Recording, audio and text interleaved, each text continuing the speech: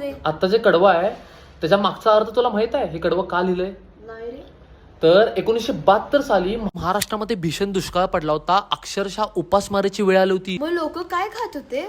तर सुकडी नावाचा लाल गहू भारतानं आयात केला होता. तो गहू अमेरिकेमध्ये जनावरांना खायला घालायचे. आणि आपण गणपती बाप्पांना तर तांदळाच्या मोदकाचा निवेद दाखवतोय. तर या गाण्यातून आपण गणपती बाप्पांना असं सांगतोय की तुला मी तांदळाच्या मोदकाचा निवेद आज दाखवू शकत नाही.